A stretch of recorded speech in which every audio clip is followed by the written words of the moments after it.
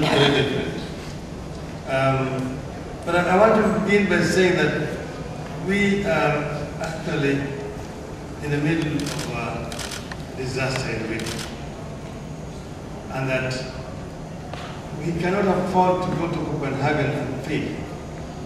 Failure is not an option, because if you fail in Copenhagen, then the entire humanity is going to be doomed. We from Kenya and Africa generally are going to Copenhagen not to play the usual blame game. Who is responsible? Who has done what? It's going to say it is not a question of the offenders and the victims. Because if we don't do something together, we're all going to be victims in this game. When we talk about the costs, we must relate it to some clear objectives. For us in Kenya and the rest of Africa, climate change is a developmental issue.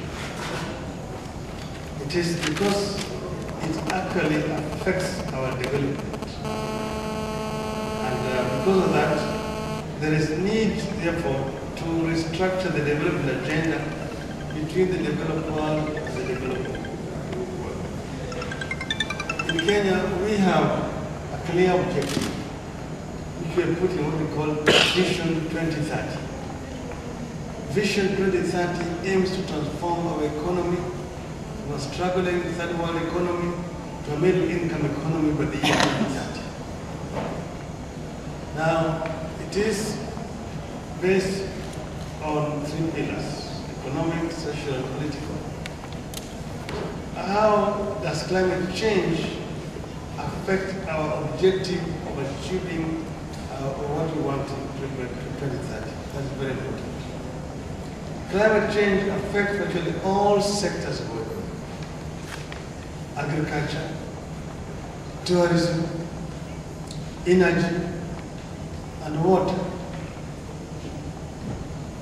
Kenya is home to some of the rare animal species in the world.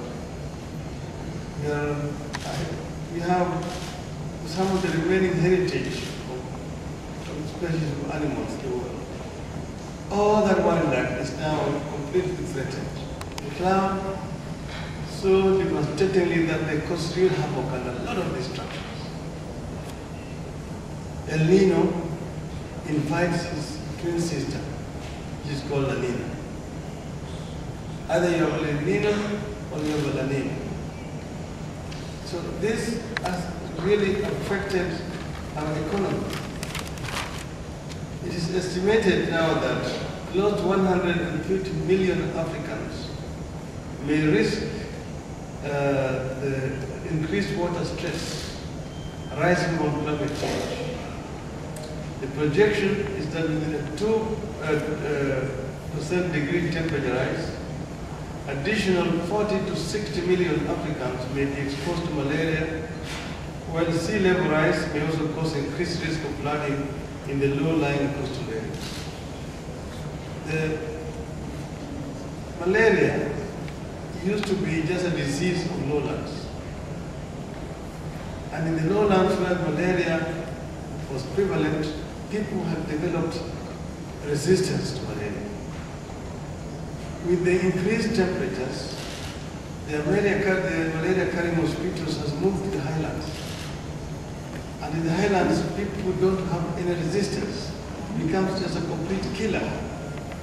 So you have to wipe very many of our people who do not have resistance.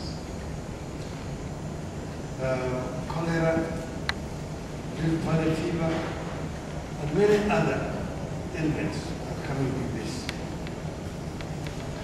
Crop failures.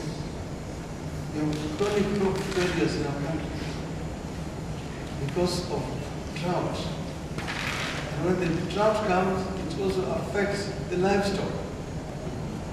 Just this year alone, we have lost close to 200,000 heads of cattle because of the drought.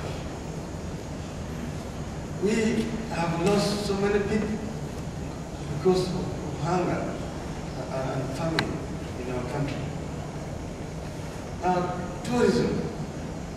Tourists come to our place to watch wildlife, to watch birds. All these are now threatened because of the climate change.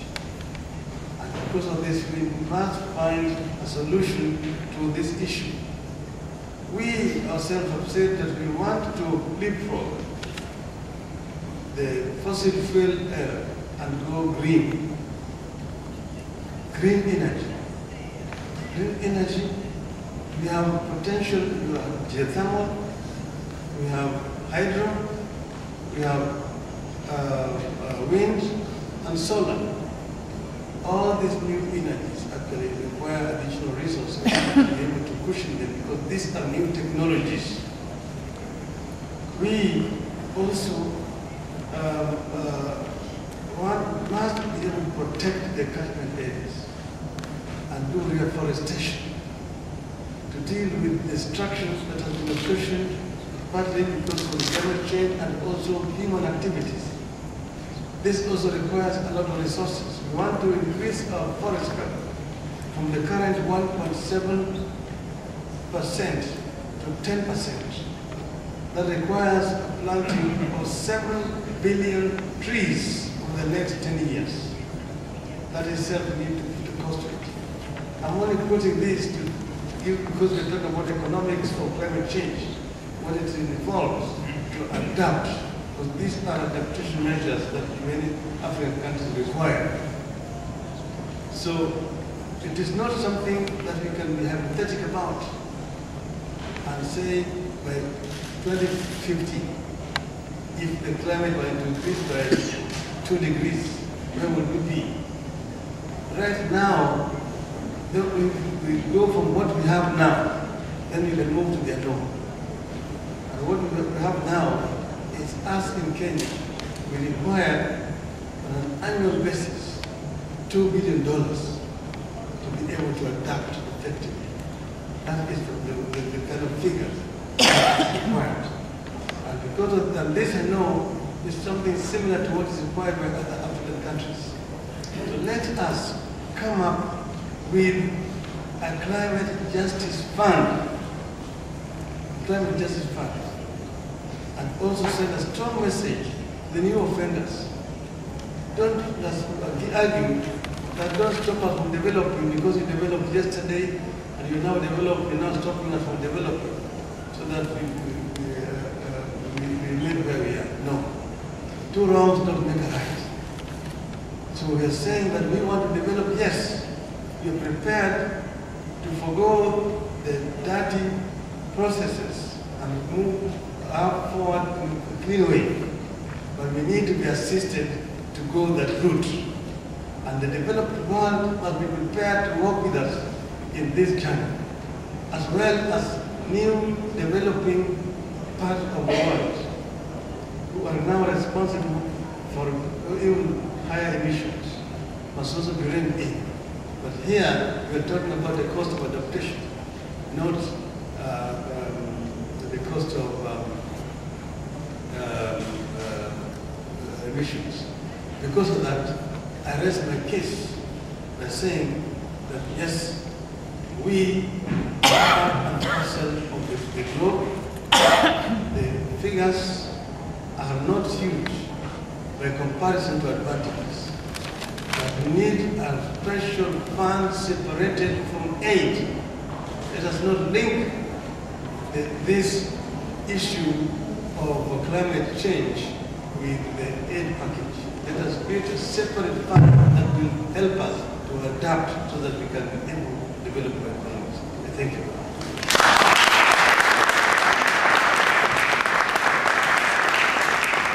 Thanks a lot for your talk, Mr. Prime Minister. Now I would like to invite Reverend